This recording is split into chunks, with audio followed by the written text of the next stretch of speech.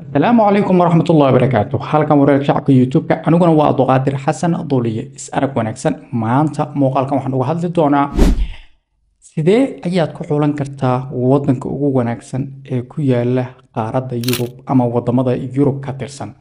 Haddii aad doonayso hadda kadib inaad Yurub timaadid ama hadda aad ku cusub tahay, waxaan kuu sheegi doonaa calaamadaha ama waxyaabaha ugu wanaagsan ee lagu xusho wadanka ugu roon ee Yurub ee aad doonaysid inaad iska dhiibtid.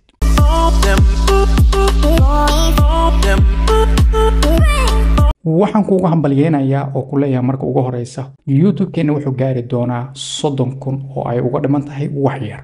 haddaba haddii aad horey YouTube-keena subscribe u saartay, waxaan ku leeyahay waa ku mahadsan tahay, sharaf ayaana naga mudan tahay. sidoo kale haddii aad hadda nagu cusub tahay, YouTube-ka subscribe inoo saar, waa inoo muhiim si aan markaas u gaarno halka aan doonayno oo ah 30,000 iyo ka badan insha Allah. dhalinyaro badan oo hadda kadib doonaysa inay Yurub timaado oo aanan garanayn wadanka ay doonayaan, waxyaabaha ay ku xushaan ama wadankaas waxyaabaha uu ku fiican yahay oo ay ku xulan lahaayeen ayaa jirta. haddaba maanta qodobo ayaa inta kaaga sheegi doonaa oo aan ku leeyahay wadanka qodobadan aan kuu sheegayo leh tag kaas ayaana ugu wanaagsan. haddaba waxyaabaha ugu horeeya ee wadankaas ku xulanaysid waxay tahay guri wadankaas ma laga helaa. sidaan wada ogsoonnahay, dadka Yurub yimaada wadamada ay tagaan qaarkood ayaana badanaa guryaha aan laga helin, qaarna guryaha waa laga helaa. haddaba wadankaas waxaad leedahay guri ma ku fiican yahay, sababtoo ah gurigu waa base, waana meesha ugu koowaad. haddaad hanti haysatid iyo haddii aad hanti haysan, haddaad nolol adag ku sugan tahay ama haddaadan nolol adag ku sugnayn, intuba waxa ku muhiima meelaad seexatid. haddaba wadankaas haddii aad tagtid oo markaas aad qaxooti ku tahay, marka ugu horeysa ee aad wadankaas tagtid guri ma laga helaa. taas markaad ogaatid oo wadankaas in guri laga helo kadib aad ogaatid, ayaad haddana waxaad leedahay qodobka labaad oo ah wadankaas sharci sideedu ku yahay ama sharci ilaa imisa ayaa lagu qaataa.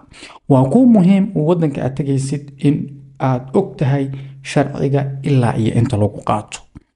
wadamo waxaa jira sharcigooda u go'an yahay oo tusaale kale la leeyahay wadankaas haddii aad 5 sano 4 sano ama 3 sano aad joogtid, sharciga waad xareysan kartaa haddii aad shuruudahaas buuxisid.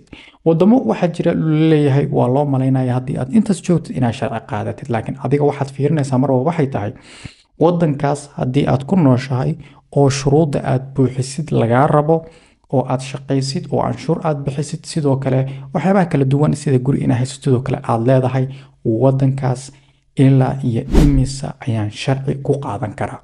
haddii lagu yiraahdo wadankaas ilaa iyo intaas ayaa sharci lagu bixiyaa oo u go'an, waa muhiim wadankaas inaad tagtid. sidoo kale qodobka saddexaad oo ah shaqada. wadamo waxaa jira badanaa dadka marka ay soo galaan ayagoo xataa cusub ay shaqayn karaan oo aan sharci haysan. wadamo waxaa jira qofka asagoon sharci helin uusan shaqayn karin.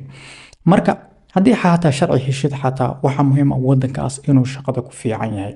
haddaba qodobka saddexaad waxaan ku leeyahay shaqada ka eeg wadankaas wadan furfuran ma yahay oo shaqo laga helo.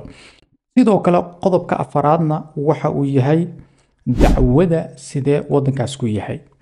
badanaa hadda Yurub way ilbaxday oo badanaa waxaa dadka loo dacwoodaa dadka isqaba, dadka ilmaha isku haya, dadka ilmaha leh ayaa badanaa isku dacwooda oo way adkaata hadda in waalidiintii loo dacwoodo ama dad aad familtiin aad u dacwood way adkaata. laakiin muhiim waxa ku ah in haddii aad wiil tahay xaaskaaga iyo ilmahaaga aad soo qaadatid, haddii aad gabar tahana saygaaga ama xaajigaaga iyo ilmihiisa aad soo qaadan kartid. haddaba waxaan ku leeyahay wadankaas haddii uu dacwada noocaas ku fiican yahay, waa ku muhiim wadankaas iska dhiib.